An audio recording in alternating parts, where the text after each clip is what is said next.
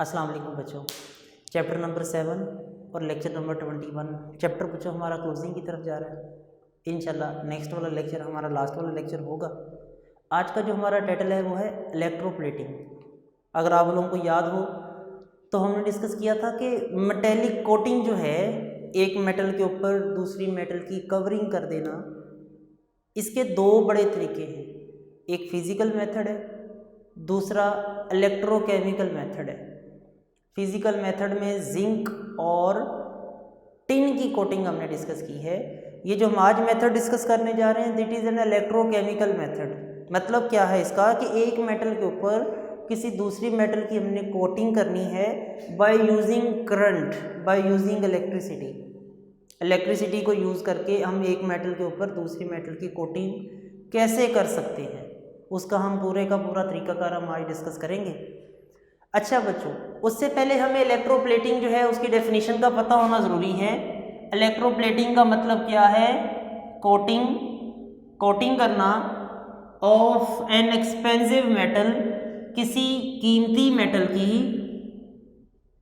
Coping of an expensive metal over ऊपर a cheap metal, किसी कम कीमती मेटल के ऊपर कीमती मेटल की कोटिंग कर देना बाय यूजिंग इलेक्ट्रिसिटी। करंट को यूज़ करते हुए, इलेक्ट्रिसिटी को यूज़ करते हुए ये जो स्टेज, ये जो प्रोसेस है इसको हम बोल देंगे ये इलेक्ट्रोप्लेटिंग है। इलेक्ट्रोप्लेटिंग के एम्स हमने लास्ट लेक्चर में भी डिस्कस करे थे कि एम्स क्या हैं, हम इलेक्ट्रोप्लेटिंग क्यों करते हैं। इलेक्ट्रोप्लेटिंग का पहला मकसद ये होता है कि उस चीज़ की रिपेयरिंग हो जाए, उस चीज़ की मरम्मत हो जाए। अगर तो वो चीज़ जो है आपको दिखने में भद्दी लगती है, खूबसूरत नहीं है, तो उसकी ब्यूटी में इजाफा हो जाए। और तीसरी बात, वो प्रोटेक्शन मिल जाए, उसको वो महफूज हो जाए, उसको करोजन से बचाया जा सके। कोटिंग के ये 3 मकासद होते हैं। इलेक्ट्रोप्लेटिंग का बच्चों एक उसूल है। इलेक्ट्रोप्लेटिंग में 2 चीज़ें इस्तेमाल होती हैं। एक वो चीज़ जिस पे आप कोटिंग करना चाह रहे हैं, लेस एक्सपेंसिव मेटल। दूसरी वो चीज़ जिसकी कोटिंग करना चाहते हैं, एक्सपेंसिव मेटल। जिस चीज़ के ऊपर हमने कोटिंग करनी है, जो हमारा ऑब्जेक्ट है जिसको हम खूबसूरत बनाना चाहते हैं, उसको आप कैथोड बना देते हैं। प्रिंसिपल है इलेक्ट्रोप्लेटिंग का, जो एक्सपेंसिव मेटल होगी दैट इज कोटेड ओवर, जिसकी हमने कोटिंग करनी है उसका हम बना देंगे एनोड। उसे बैटरी के पॉजिटिव टर्मिनल से जोड़ दिया जाता है। और वो मेटल जो चीप होती है that need to be coated, जिसके ऊपर कोटिंग करनी है, जिसको कोटिंग की ज़रूरत है, उसको बैटरी के नेगेटिव टर्मिनल से जोड़ दिया जाता है, उसका कैथोड बना दिया जाता है। याद रखें, हम चूंकि इलेक्ट्रिसिटी का इस्तेमाल करके कोटिंग करना चाहते हैं, इसीलिए आपने बैटरी के चूंकि 2 टर्मिनल होते हैं, एक पॉजिटिव और एक नेगेटिव टर्मिनल। जिस चीज़ की इलेक्ट्रोप्लेटिंग करना चाहते हैं, जो आपकी डिज़ायर्ड मेटल है, जिसके जैसा आप चाहते हैं कि वो हो जाए, जो एक्सपेंसिव मेटल है, वो कोई सिल्वर हो सकती है, वो एक्सपेंसिव मेटल बच्चों सिल्वर हो सकती है, वो गोल्ड हो सकता है, ठीक है। इसकी हमने कोटिंग करनी है, इसका एनोड बना देंगे, इसको बैटरी के पॉजिटिव टर्मिनल से जोड़ देंगे। और वो मेटल जिसके ऊपर आप कोटिंग करना चाहते हैं, जो चीप है, इट में बी आयरन, इट में बी कॉपर, आयरन हो सकता है, कॉपर हो सकता है, इसके ऊपर आप कोटिंग करना चाहते हैं, इसको हमने बैटरी के नेगेटिव टर्मिनल से जोड़ देना है, इसका कैथोड बना देना है, ठीक है। अच्छा भाई, कोटिंग करने से पहले कुछ प्री मेजरमेंट्स किए जाते हैं। कोटिंग का तरीकाकार ये है कि जिसकी कोटिंग करनी है उसका एनोड, जिस पे कोटिंग करनी है उसका कैथोड। लेकिन एक काम किया जाता है, एक प्रोसीजर है कोटिंग करने से पहले, उस मेटल को साफ करना। हमने थोड़ा सा हिंट इसका लास्ट वाले लेक्चर में भी डिस्कस किया था कि जिस मेटल के ऊपर आप चाहते हैं कोटिंग हो, उसके ऊपर किसी किस्म की ऑयल की सरफेस ना हो, उसके ऊपर ऑलरेडी किसी दूसरी मेटल की कोशिश करें कोटिंग ना हो, क्योंकि जब आप नई कोटिंग करेंगे तो नई कोटिंग के लिए उस सरफेस का बिल्कुल साफ़ सुथरा होना ज़रूरी है। उसके ऊपर कोई ऐसी चीज़ बिल्कुल ना हो जो कोटिंग के रास्ते में रुकावट का बाइस बने, और वो चीज़ें ऑयल और मुख्तलिफ पार्टिकल्स हो सकते हैं, मुख्तलिफ केमिकल्स हो सकते हैं। इसीलिए सबसे पहले आपने अपनी जो मेटल है इस मेटल को सैंड वॉश करना है, रेत के साथ अच्छी तरह धोना है। आपने अक्सर देखा होगा दूध दही वाले रोज़ाना रात को अपना दूध वाला बर्तन रगड़ रगड़ के मांज के साफ़ करते हैं, और वो लेमन मैक्स से साफ़ नहीं करते। उन्होंने एक पत्थर का टुकड़ा रखा होता है या उनके पास रेत होती है, क्योंकि उनको पता है कि लेमन मैक्स बस नाम में खरा है, काम में खरा नहीं है। बच्चों, वो जितना भी उनका दूध सारा दिन वो सेल करते हैं, उस बर्तन को ख़ास तौर पे वो रात को सैंड से वॉश इसलिए करते हैं कि जितना भी उसकी मेटल की सरफेस है उसके ऊपर अगर कोई ऑयल रह गया है किसी तरह से, तो उसको वो मांज कर रगड़ कर साफ़ करते हैं। आपने अगर कोटिंग करनी है तो आपने बिल्कुल वैसे ही उसको पहले अच्छी तरह सैंड से वॉश करना है। सैंड से वॉश करने से क्या होगा, सैंड वॉश करने से जितना भी ऑयल पार्टिकल है, ऑयल और ग्रीस वगैरह है, वो सारी की सारी साफ़ हो जाएगी। फिर आपने उसको वॉश करना है, वॉश विद वाटर, पानी से धो लें। पानी से धोने के बाद अगली धुलाई, दूसरी सफाई आपने करनी है सोडियम हाइड्रोक्साइड के साथ, इसे हम बोलते हैं कास्टिक सोडा। आपने उस मेटल को कास्टिक सोडे से धोना है। कास्टिक सोडे से धोने से क्या होगा, अगर तो उसके ऊपर कोई ऑक्सीडाइजिंग या रिड्यूसिंग एजेंट है, कोई ऑक्सीडाइजिंग एजेंट या कोई रिड्यूसिंग एजेंट अगर हमारी मेटल के ऊपर लगा हुआ है तो वो कास्टिक सोडा उसको साफ कर देगा। कास्टिक सोडे से आपने उसको वॉश करना है, और वॉश करने के बाद अगेन उसको आपने एक्वस मीडियम में लाकर धोना है, एक्वस सॉल्यूशन में डिप करना है। एक्वस सॉल्यूशन से आपने उसको वॉश करना है, ड्राई करना है, उसको खुशक करना है, और उसका क्या बना देना है, कैथोड बना देना है। उसको आपने बैटरी के नेगेटिव टर्मिनल से जोड़ देना है। ये बच्चों फ्लो चार्ट देखें ज़रा। आप चाहते हैं आयरन की शीट के ऊपर सिल्वर की कोटिंग हो जाए, या गोल्ड की कोटिंग हो जाए, या क्रोमियम की कोटिंग हो जाए। ये मैंने 3 वर्ड लिखे हैं, सिल्वर, गोल्ड, क्रोमियम। तो पहले आप आयरन को क्या करेंगे, पहले आप आयरन को सैंड से वॉश करें ताकि उसके ऊपर से सारे का सारा जो ग्रीस और जो ऑयल है वो सारे का सारा निकल जाए, नॉन पोलर मटेरियल सारा साफ हो जाए। फिर आप उसको पानी से धोने के बाद सोडियम हाइड्रोक्साइड कास्टिक सोडे से वॉश करें ताकि उसका सारा ऑक्सीडाइजिंग एजेंट, रिड्यूसिंग एजेंट वो भी साफ हो जाए, और वो मेटल को ड्राई कर लें पानी से धोने के बाद। अब वो मेटल तैयार है कोटिंग के लिए। अब वो मेटल जो है ड्राई होने के बाद रेडी हो चुकी है। अब आप उसके ऊपर कोटिंग कर सकते हैं। उसकी कोटिंग करने के लिए आप उसको बैटरी के कौन से टर्मिनल से जोड़ दें, कैथोड। अब उसका आप कैथोड बना दें। इलेक्ट्रोप्लेटिंग करने के लिए आपके पास एक टैंक का होना ज़रूरी है, एक बीकर का, एक टैंक का होना ज़रूरी है, जिसके अंदर आप अपने इलेक्ट्रोड्स को डिप कर सकें। मिसाल के तौर पे बच्चों ये एक चम्मच है, ये एक स्पून है। इस स्पून के ऊपर आप चाहते हैं सिल्वर की कोटिंग हो जाए। ये एक स्पून है, इस स्पून के ऊपर आप चाहते हैं किसकी कोटिंग हो जाए, सिल्वर की।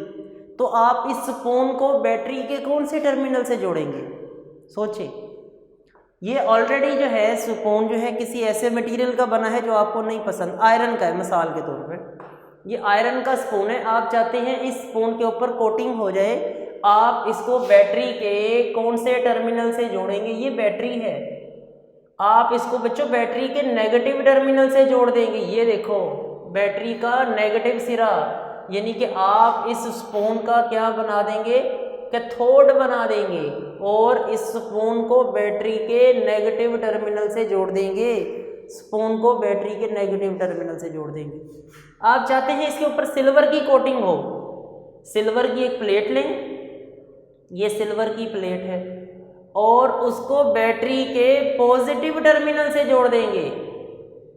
ये बीकर है, स्पून का कैथोड बना देंगे, और जो सिल्वर की कोटिंग करना चाहते हैं उसका हम एनोड बना देंगे। एनोड उस हिस्से को बोलते हैं जो बैटरी का पॉजिटिव टर्मिनल होता है, कैथोड बैटरी के नेगेटिव टर्मिनल को बोलते हैं। ठीक है बच्चों। अच्छा, और ये जो टैंक होता है, इस टैंक की अगर हम टेक्सचर की बात करते हैं तो ये या तो ग्लास का बना हुआ हो या ये किसी सीमेंट का बना हुआ हो, ये किसी मेटल का बना हुआ ना हो।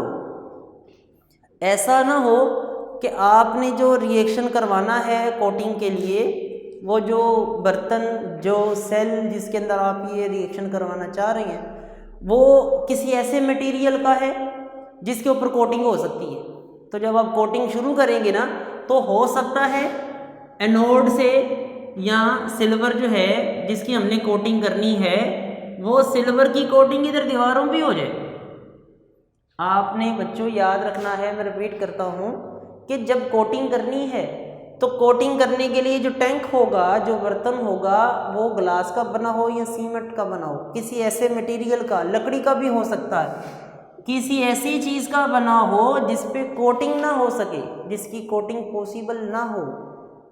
ठीक है, क्योंकि आप चाहते हैं सिल्वर पे, इस पे स्पून पे कोटिंग हो, तो ये ना हो कि आप जेसेल जो है वो भी उसी चीज़ का ले लें जिसके ऊपर आप कोटिंग करना चाहते हैं। और तीसरी चीज़, इस सॉल्यूशन के अंदर जिस चीज़ की कोटिंग करनी है, सिल्वर की कोटिंग करनी है, तो सिल्वर का ही इलेक्ट्रोलाइट उसमें डाल दिया जाता है, सिल्वर का इलेक्ट्रोलाइट उसमें डाल दिया जाता है। अगर आप चाहते हैं इसके ऊपर गोल्ड की कोटिंग हो तो गोल्ड का इलेक्ट्रोलाइट, अगर आप चाहते हैं सिल्वर की कोटिंग करनी है तो उसको सिल्वर के इलेक्ट्रोलाइट में डिप कर दिया जाता है। इलेक्ट्रोप्लेटिंग करने के लिए एनोड और कैथोड दोनों को एक इलेक्ट्रोलाइट में डिप कर दिया जाता है। कौन सा इलेक्ट्रोलाइट?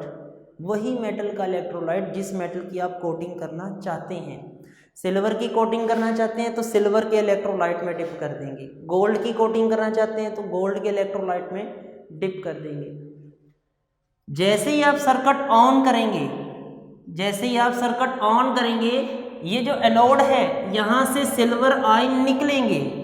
यहाँ पर मैं बच्चों दोबारा से एनोड बनाने लगा हूँ, ऊपर वाला ये एनोड है, किसका बना हुआ है?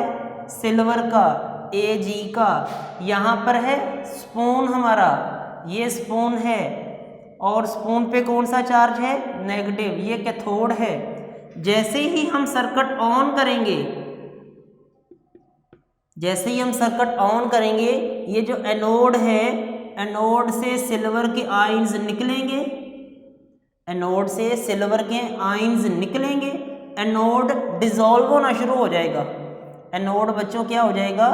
डिसॉल्व होना शुरू हो जाएगा। यहाँ से सिल्वर के आयंस निकलेंगे और अंदर क्या है? इलेक्ट्रोलाइट। किसका है? सिल्वर का। इसमें स्विमिंग करते करते, मूव करते करते यहाँ पर इस आयरन के ऊपर कोटिंग करना शुरू हो जाएंगे। मैं कलर बच्चों यहाँ पे चेंज कर देता हूँ। मैं सिल्वर का कलर रेड शो कर रहा हूँ, ये सिल्वर था। सिल्वर के आयंस अपने ही सॉल्यूशन से निकलकर आयरन की सरफेस के ऊपर इस तरह से कोट करना शुरू हो जाएंगे, ऐसे करके। जब यहाँ से सिल्वर के आयंस निकलेंगे तो यहाँ पर सिल्वर की शेप जो है ऐसी तो नहीं रहेगी, सिल्वर तो ख़त्म होता चला जाएगा। ऐसे सिल्वर के आयंस निकलते जा रहे हैं, सिल्वर तो बच्चों उसकी शेप बदलती जाएगी, सिल्वर तो कुछ यूँ हो जाएगा ऐसे करके, और सिल्वर के आयन आयरन के ऊपर लग जाएंगे, एक मेटल के ऊपर दूसरी मेटल की कोटिंग हो जाएगी। इस प्रोसेस को बोल देंगे इलेक्ट्रोप्लेटिंग है। अगर आपने ये काम सिल्वर के साथ करना है तो उसको हम सिल्वर की प्लेटिंग बोल देंगे। अगर आप कॉपर की प्लेटिंग करना चाहते हैं या अगर आप इसके ऊपर क्रोमियम की प्लेटिंग करना चाहते हैं तो क्रोमियम की भी हो सकती है। सिल्वर की प्लेटिंग करना चाहते हैं तो एनोड सिल्वर का, अगर हम क्रोमियम की प्लेटिंग करना चाहते हैं तो एनोड क्रोमियम का, वो मेटल हमारा वैसे का वैसे ही रहेगा जिसके ऊपर कोटिंग करनी है। कैथोड उस मेटल का बनाना है जिसके ऊपर आप कोटिंग करना चाहते हैं। एनोड उस मेटल का बनाना है जो आपकी कीमती मेटल है, डिजायर्ड मेटल है जिसकी आप कोटिंग करना चाहते हैं। ठीक है, तो इस तरीके से बच्चों एक मेटल के ऊपर दूसरे मेटल की कोटिंग हो जाती है। ये जो प्रोसेस है इसमें चूंकि इलेक्ट्रिसिटी का इस्तेमाल होता है इसलिए इसको हम इलेक्ट्रोप्लेटिंग भी बोलते हैं। ये जो मेथड है ये फिजिकल मेथड से ज़्यादा स्ट्रॉन्ग, ज़्यादा सूटेबल और ज़्यादा अच्छा तरीकाकार है। ठीक है, मैं रिपीट करता हूँ बच्चों, इलेक्ट्रोप्लेटिंग क्या है। इलेक्ट्रोप्लेटिंग जो है it is the coating of an expensive metal, एक कीमती मेटल की कोटिंग करना है आपने एक चीप मेटल के ऊपर। क्यों करनी है? क्योंकि इस तरीके से मेटल्स की रिपेयरिंग, खूबसूरती और उसकी दिलकशी में इजाफे के साथ साथ आप उस मेटल को क्रोजन से भी बचा सकते हैं, प्रोटेक्ट भी कर सकते हैं। इलेक्ट्रोप्लेटिंग की डेफिनेशन के ना साथ ही उसका असूल लिखा हुआ है। इलेक्ट्रोप्लेटिंग का असूल ये है कि वो मेटल जिसकी आपने कोटिंग करनी है उसको आपने वॉश करने के बाद उसका कैथोड बना देना है। डिज़ायर्ड मेटल जो है उसका हमने एनोड बनाने था और बैटरी के पॉजिटिव टर्मिनल से उसको जोड़ देते हैं। एक्सपेंसिव मेटल आपकी सिल्वर, गोल्ड, क्रोमियम कोई भी हो सकती है, और जो चीप मेटल्स हैं वो हमारी आयरन, कॉपर वगैरह हो सकते हैं। कोटिंग करने से पहले जिसकी हमने कोटिंग, जिस मेटल के ऊपर कोटिंग करनी है उसको हमने रेडी करना है, कोटिंग के लिए तैयार करना है। इस मकसद के लिए मेटल को आपने पहले सैंड वॉश, रेत के साथ धोकर उसका ऑयल ग्रीस के पार्टिकल सेपरेट कर देने हैं। उसके बाद उसको वाटर से वॉश करने के बाद सोडियम हाइड्रोक्साइड से वॉश किया जाता है ताकि उसकी जितने भी ऑक्सीडाइजिंग एजेंट और रिड्यूसिंग एजेंट्स हैं वो ख़त्म हो जाएं। अब उसको ड्राई करने के बाद, पानी से वॉश करने के बाद ड्राई कर दिया जाता है। अब वो मेटल रेडी होती है, अब आप उसकी इलेक्ट्रोप्लेटिंग कर सकते हैं। उस मेटल का कैथोड बना दिया जाता है, उस मेटल को बैटरी के नेगेटिव टर्मिनल से जोड़ दिया जाता है। उसके बाद जिस मेटल की कोटिंग करना होती है उसका एनोड बना दिया जाता है, जो चीप मेटल होती है उसका कैथोड बना दिया जाता है। ये सारा काम एक टैंक के अंदर होता है जिस टैंक के अंदर इलेक्ट्रोलाइट मौजूद होता है। इलेक्ट्रोलाइट उस मटेरियल को कहते हैं जिसमें से करंट पास करने की एबिलिटी हो, जो अपने सॉल्यूशन से आयंस को, करंट को पास करने दे। तो जिस टैंक के अंदर ये रिएक्शन किया जाता है वो वुड, ग्लास या सीमेंट का बना होता है, किसी ऐसे मटेरियल का बना होता है जिसके ऊपर कोटिंग ना की जा सके। अगर हमने सिल्वर की प्लेटिंग करनी है, सिल्वर की कोटिंग करनी है तो वो जो इलेक्ट्रोलाइट होगा वो सिल्वर का ही होगा। अगर हमने गोल्ड की प्लेटिंग करनी है या क्रोमियम की प्लेटिंग करनी है तो जो इलेक्ट्रोलाइट होंगे वो भी गोल्ड या क्रोमियम के होते हैं। इलेक्ट्रोप्लेटिंग का बच्चों तरीकाकार क्या है कि एनोड जो है वो जो मेटल हमने डिजायर्ड रखी है जिसकी कोटिंग करना चाहते हैं उसका, और कैथोड चीप मेटल का बना लिया जाता है। सर्किट को जैसे ही ऑन करते हैं एनोड से सिल्वर के आयंस डिसॉल्व होंगे, एनोड से सिल्वर के आयंस डिसॉल्व होंगे और वो मूव करते करते कैथोड की तरफ जाएंगे। कैथोड की सरफेस पे वो डिपॉजिट होते जाएंगे। जब सारा एनोड डिसॉल्व होकर कैथोड पे चला जाएगा तो उस कैथोड के ऊपर, उस चीप मेटल के ऊपर हमारी एक्सपेंसिव मेटल जो है उसकी कोटिंग हो चुकी होगी। उसके बाद सर्किट को ऑफ करते हैं और वो जो कैथोड है वो अलग कर लिया जाता है और उसको नीट कर लिया जाता है। उस मेटल के ऊपर हमारी कोटिंग हो चुकी होती है। तो ये बच्चों आज का हमारा टॉपिक भी था। इसमें हमने सिल्वर प्लेटिंग साथ डिस्कस कर लिया है। सिल्वर प्लेटिंग आपने इसके साथ ही पढ़नी है। आज हमने इलेक्ट्रोप्लेटिंग की डेफिनेशन, उसके एम्स और उसके साथ इलेक्ट्रोप्लेटिंग करने से पहले जो प्रोसीजर है उसका, उस मेटल को किस तरह से वॉश किया जाता है, वो सारे का सारा प्रोसीजर वो डिस्कस किया। और एक नोट है, note on silver plating. Silver plating का बच्चों टॉपिक है, ये हमारा आखिरी वाला क्वेश्चन था। तो इसके बाद जो है क्रोमियम प्लेटिंग और उसकी एक्सरसाइज को सॉल्व करेंगे इंशाल्लाह आने वाले नेक्स्ट लेक्चर में। तब तक के लिए अल्लाह हाफिज़।